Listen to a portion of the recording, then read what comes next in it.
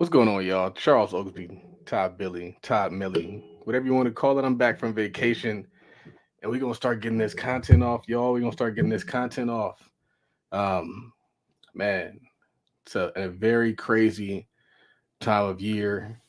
Time of every 4 years. Only happens every 4 years.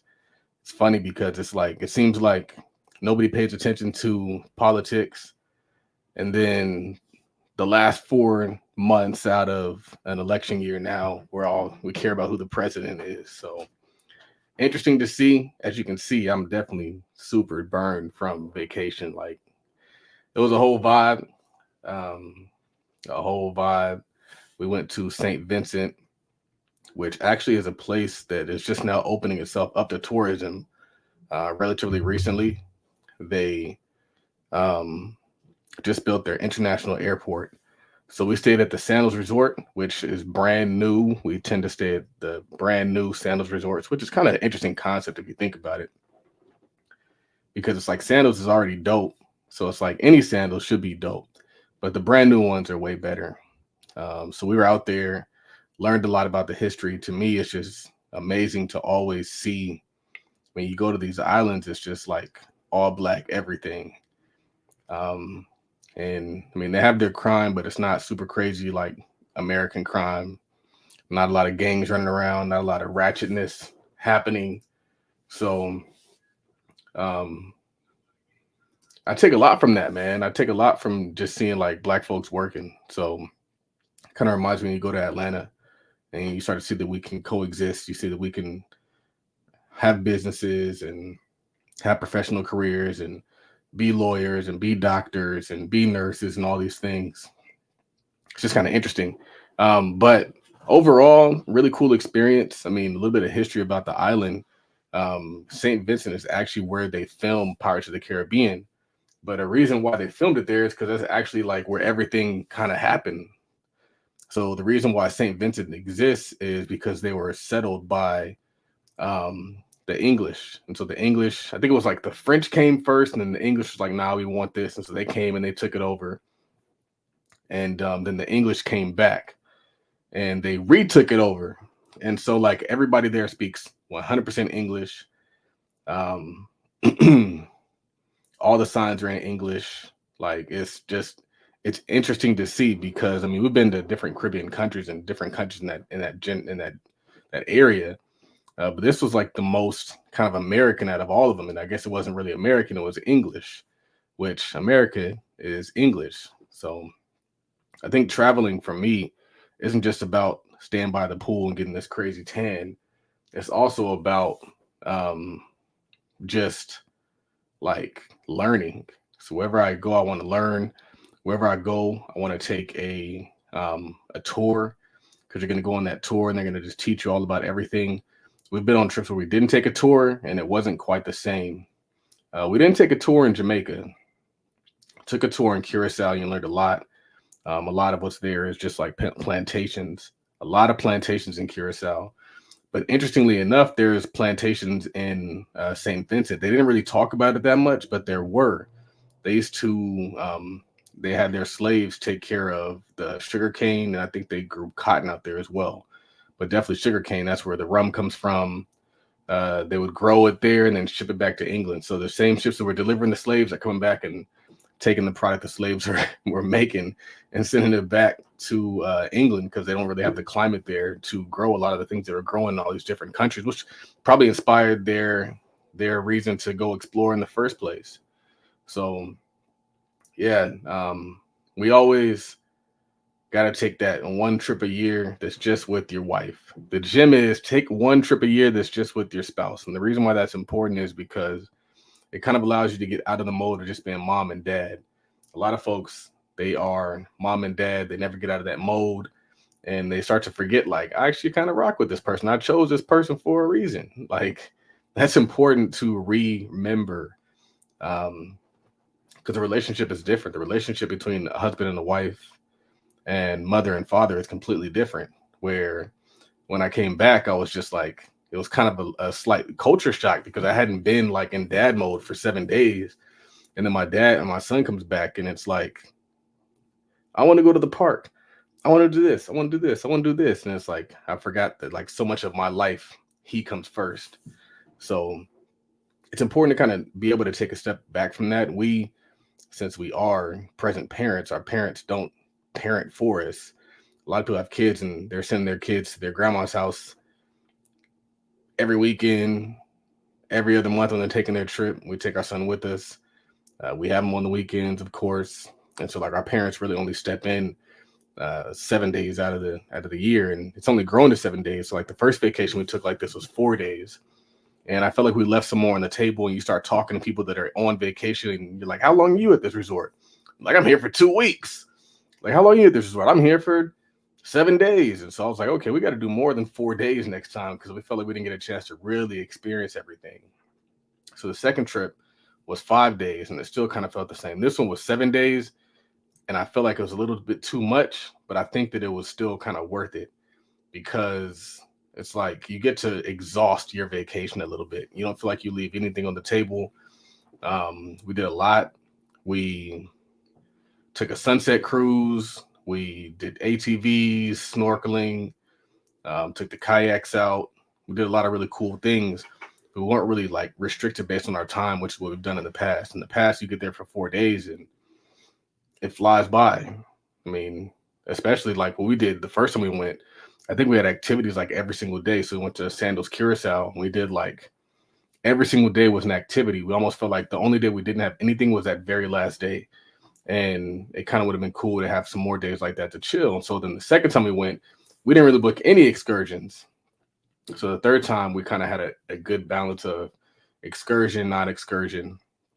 Maybe we could have taken one more excursion, but yeah, um, just a really cool experience. I'm crazy tan right now, but got a chance to live a lot of life. Um, I feel like all around the world there's black culture. All around the world there's something to learn about black culture and who you are as a black person. And so it's cool to experience that and get a chance to talk to these people because I mean the diaspora is so vast. Like it's so vast. Like pretty much like islands we never even heard of. We never heard of St. Vincent, fully black island. Um, and they're out there just like running their own communities. They have their own governments. They have their own churches. All that stuff. Really cool to see. But we are here to talk about the VP debate. I'm not here to talk about my vacation. We're here to talk about the debate. I didn't get a chance to catch all of it. I got a chance to catch like a good hour of it. Like I missed like the first 30 minutes. Probably caught like the last hour and 20 minutes. But I think it was very good. Um, I think that as a culture, what we do, and I was going to tweet this actually, is a lot of times people take their view of one particular political party from the opposing political party, meaning that a lot of people who get on these apps and they're Democrats, the only thing they know about Republicans is from Democrats.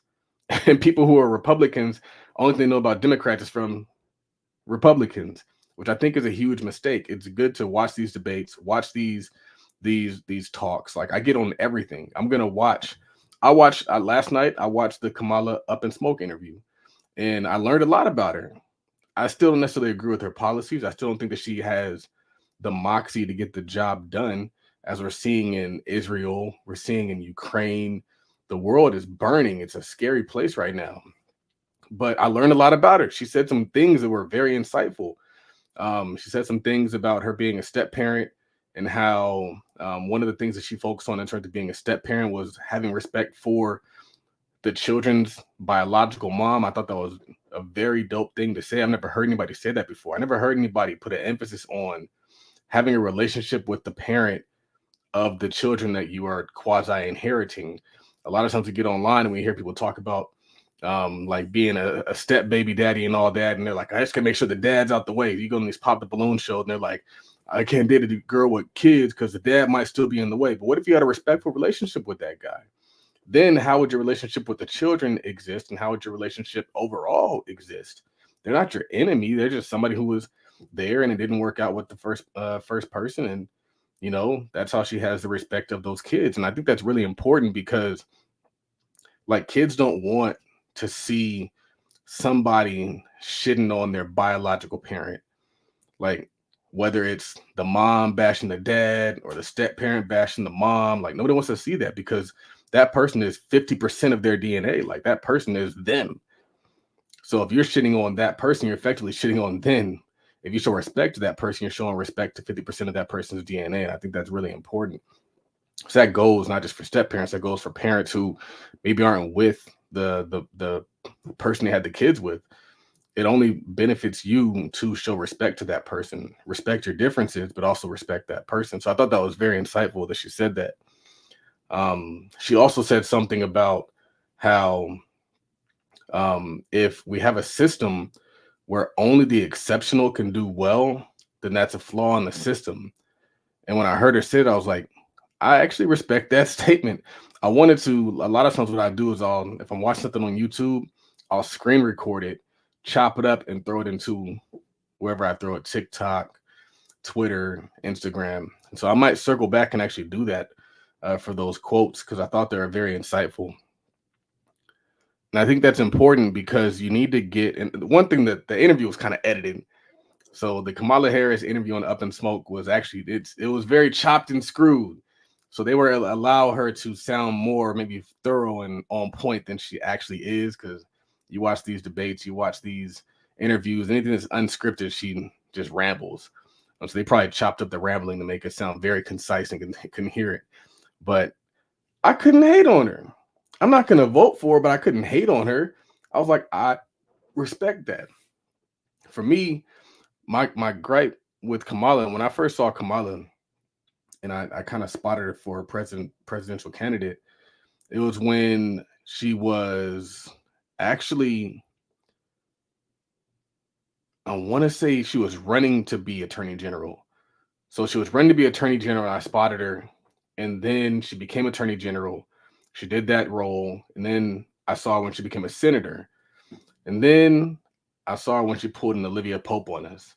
And when she went Olivia Pope, I kind of had to dig a little bit deeper, because there's a lot, in my opinion, that says a lot about you. Like it says a lot about you depending on like who you choose to marry. Like people can get mad, they cannot get mad. Y'all can drop comments if you want, but I feel like that kind of threw me for a loop there. And a lot of people don't think that that's important, but I always tell them like if Obama didn't have Michelle, there's a lot less folks that would have been pro-Obama. There's a lot of folks out there who are strong African American politicians who, because of their choice in spouse, people question everything about them. They question their loyalty, they question um, their policies, they question their decision making, they question everything about them. And so it's kind of, in my opinion, silly to not act like that exists. However, the Up in Smoke interview was good. The point that I'm making is that you got to watch everything. You can't dislike a candidate if you've never experienced that candidate in their rawest form. YouTube is vast. You can literally watch anything you want to watch on YouTube.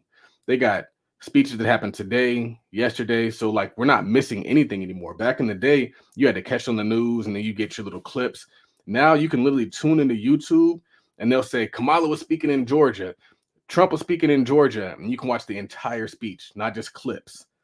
And I think I really feel like that's helping Trump this time because before, really all we got was sound bites. And so they would watch his whole speech. They'd take something he said and like, Trump said this, Trump said that. And I think it also kind of gives Kamala a disservice because people can do the opposite. They can look at her whole speech. They can look at her whole interview and they can really dissect and say, does this make sense for my life? And so I think that the point again is watch everything. So, like I said, I watched the Up in Smoke, and then I watched there was a Trump interview. I think he was in Georgia recently, and he was saying a lot of things that I think that a lot of people, and I think this is important because before a lot of my political opinions they only came through on tweets, and now I get to talk them out, and I get to flesh them out, and I get to tell you why I think or how I think and why I think that way. And so there's a lot of policies that were just like putting America first and making America stronger and not necessarily like selling out our entire industries to all these different countries. And so he was running through the list of all these major American companies major American companies that were sold off to foreign interests.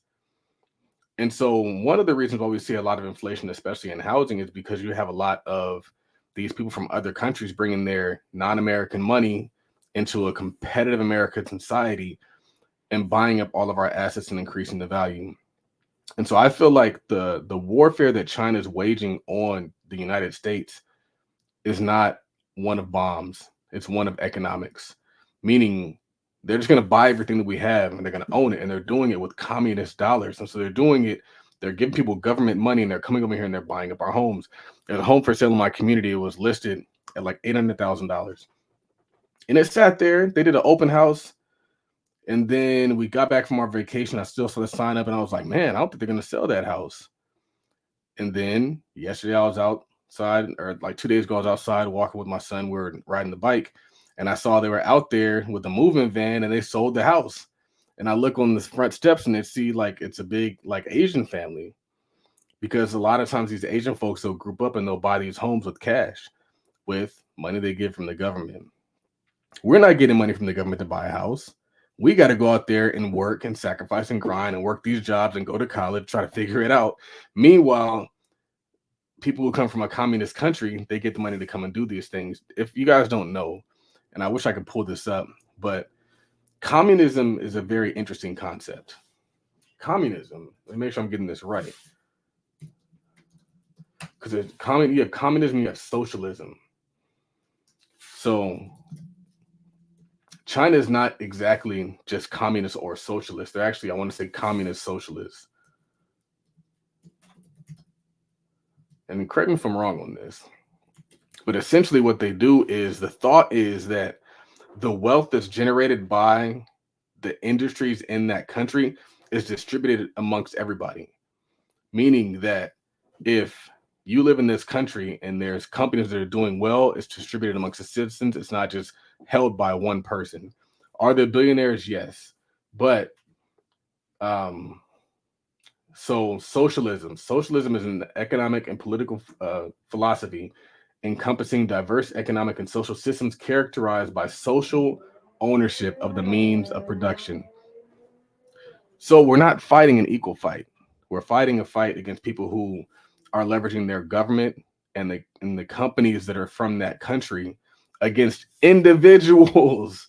And so that's a big part of the reason why housing inflation exists. That's a big part of the reason why they can come over here, they can overpay, they can buy it in cash, and they're no better than you. They're not any smarter than you. They're not working any harder than you.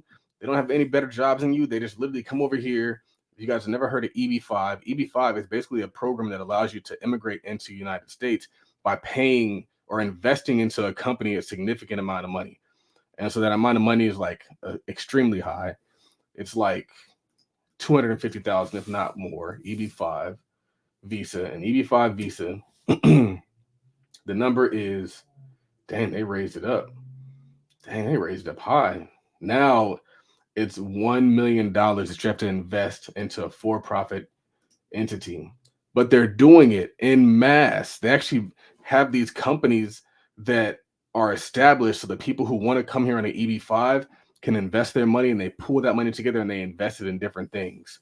I learned about this working in the family office because they would want to like partner or get information from these companies that have like an EB-5 like pool of investors.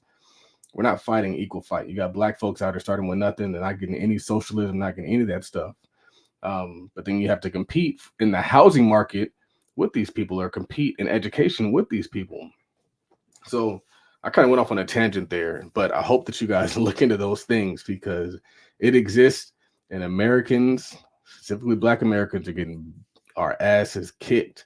We're not getting that free money from our government, but we're still voting for people who allow these things to happen.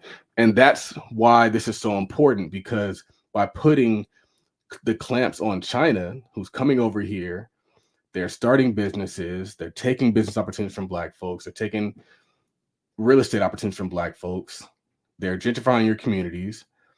Like, you have to realize, like, immigration and fighting against China and fighting against Russia and fighting against all these major companies that are coming in and buying all of our stuff, it's only going to hurt African American people. So we have to really open our eyes to the possibilities that are out there in terms of voting for the Republican Party.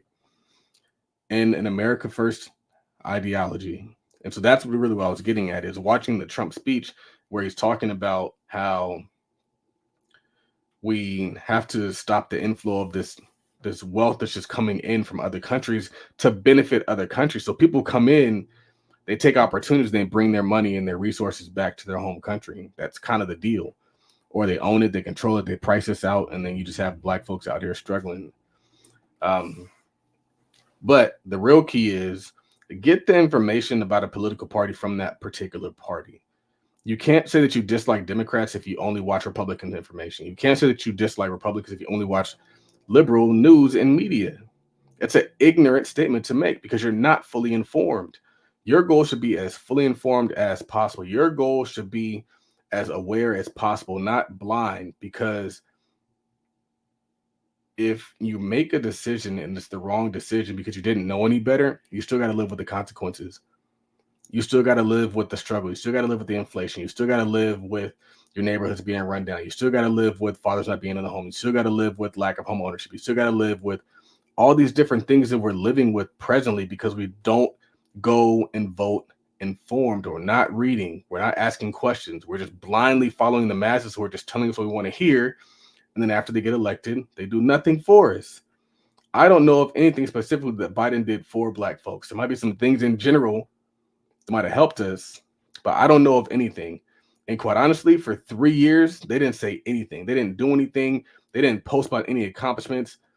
And then all of a sudden they did a bunch of stuff towards the end. And I see a bunch of Instagram posts like, we're doing this and we're doing that and we're ending this. I think that's a problem because when Trump was elected, he was doing things before he even got in office. I'll never forget when Trump was elected, he was president, what do they call it? President-elect. And he was having meetings at Trump Tower with everybody. They were coming up there, they were asking questions. Ice Cube wanted to meet with Donald Trump. Donald Trump met with Ice Cube, Biden would not.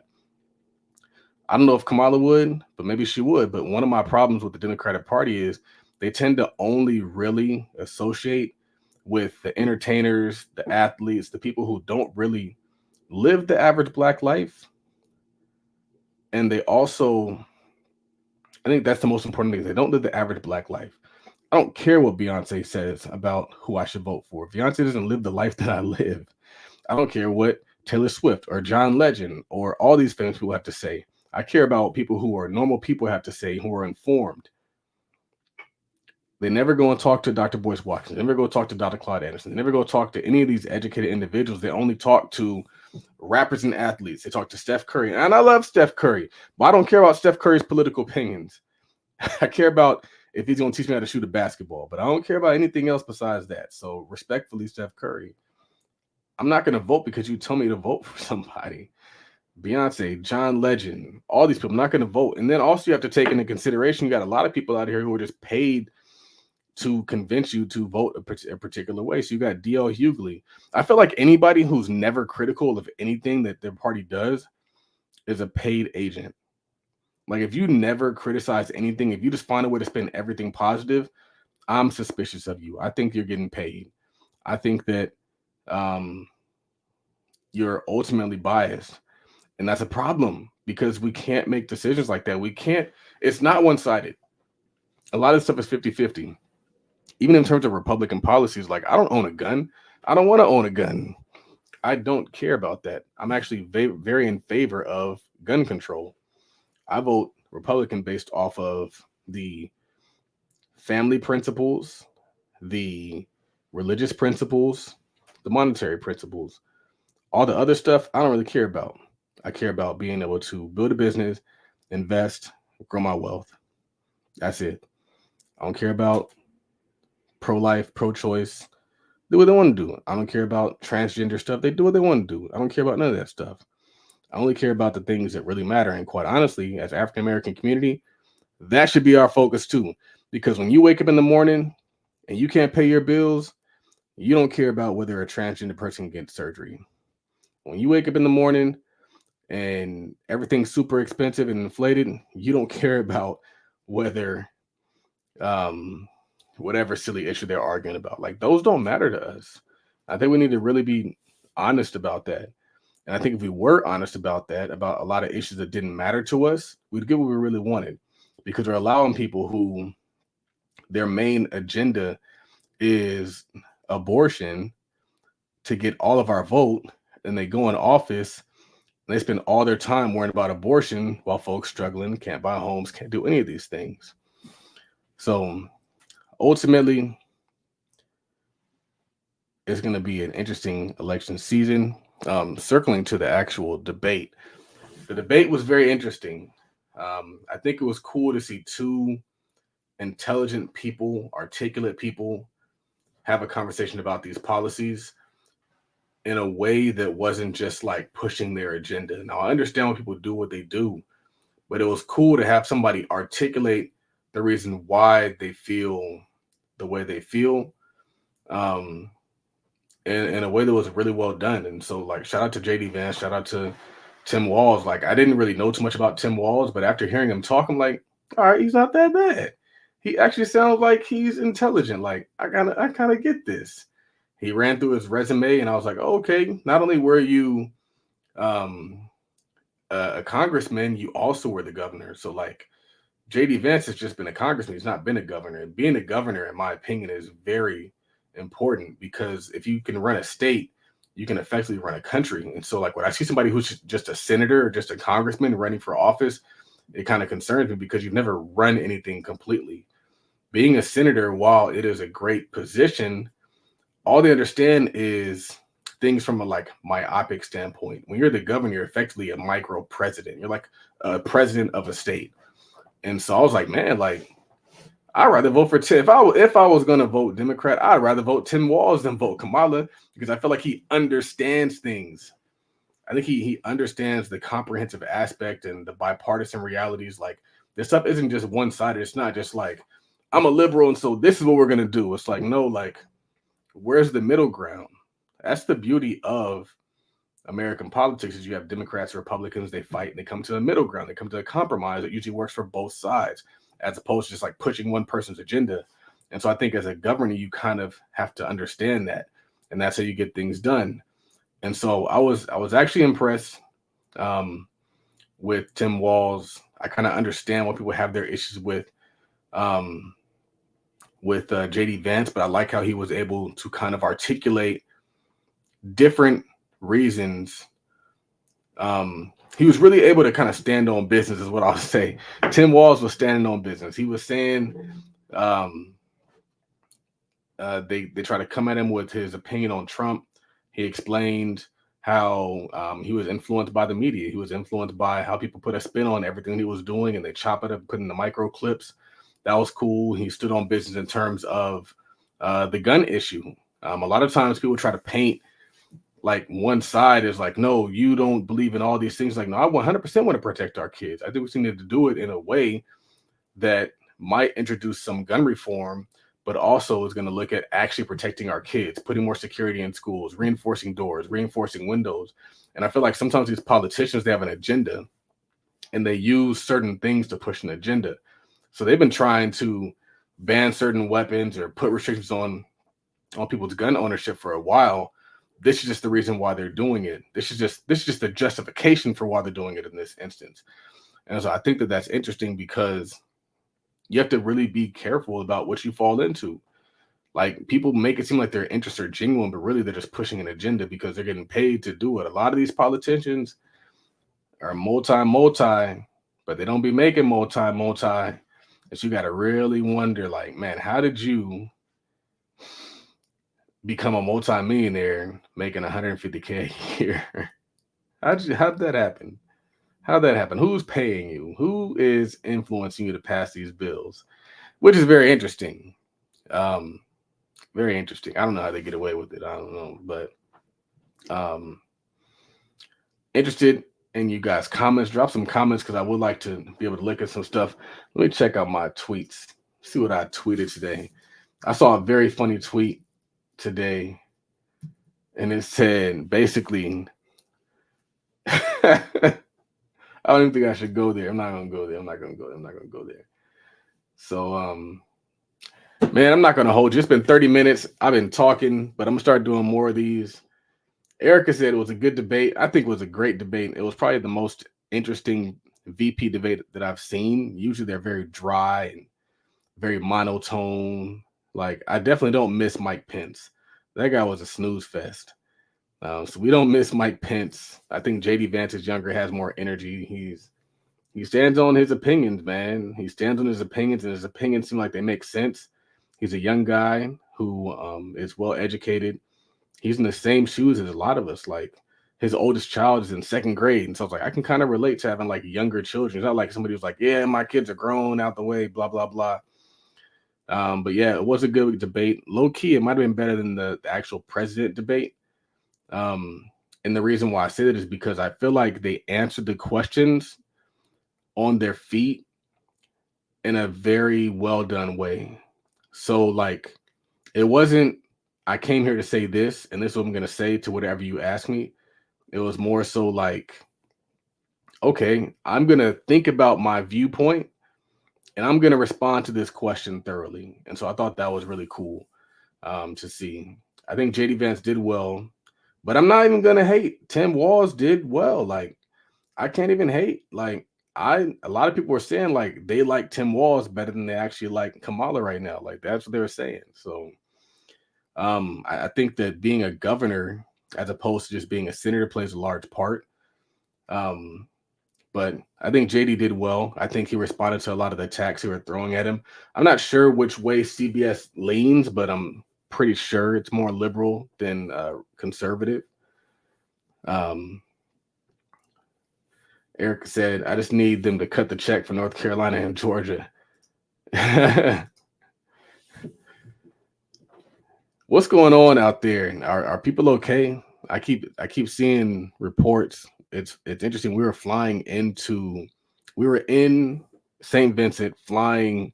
We had to fly to Miami and then fly from Miami to LAX. And so we're trying to make sure like we didn't get hit with any of that hurricane weather.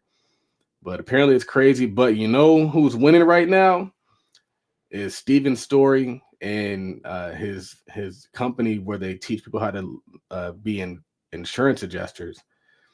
Like, insurance adjusters are cleaning up right now. So Steven Story, you need to check him out because hurricane season is inevitable in these areas, and every time it happens, they clean up. But I heard they were supposed to be sending some money out there. I heard Trump donated like $25 million to them. Definitely prayers up to the families out there. And I can't imagine what it's like to have like that flooding, man. Like, that's crazy. So hopefully folks, you know, are safe and they got to a safe place. She said the western side of the state took a hit and South Carolina took a hit. Yeah, I guess that's what happens when you're close to the water like that. But overall, I just want us to be informed. I want us to vote intelligently. I don't want us to vote because Democrats told us so, or they have the loudest voice, or they control social media and they censor everybody else from having an alternative opinion. I want my people to really look at our roots, look at the roots of these parties, look at the results of how Black people do during these under these parties. Look at what welfare has done to our community. Look at what all these different social programs that were supposed to help you but actually kept you small have been doing to our community. Like, really look at that and make an informed decision. That's all I want. If you do your research, you do your analysis, you look at our alternative points of views, if you are willing to watch Fox News, if you're willing to read different things that might challenge your viewpoints, like, by all means. But I didn't get to this side out of ignorance. I've read a lot of books, Malcolm X, Miseducation of the Negro, all those different things. And I landed on this perspective. Booker T. Washington, I landed on this perspective. I didn't just get given this perspective. I educated myself to this perspective. I worked and exposed myself to this perspective. So it's like, you got to put yourself in wealthy environments. You got to put yourself around wealthy communities, and you got to see how they think and how they move. Like, if you're continuing to think how the people that you have grown around with thinking, they don't got nothing. First, that's a problem. And second, you probably ain't gonna have nothing. So if you want something, you got to think different. If you want different, you got to think different. If you always do what you've always done, you're always gonna get what you always got. Todd Billy, and we out. Thank you, Erica, for tuning in. I got to get you on the conversation soon. We'll have to do this and be doing this more often. Peace.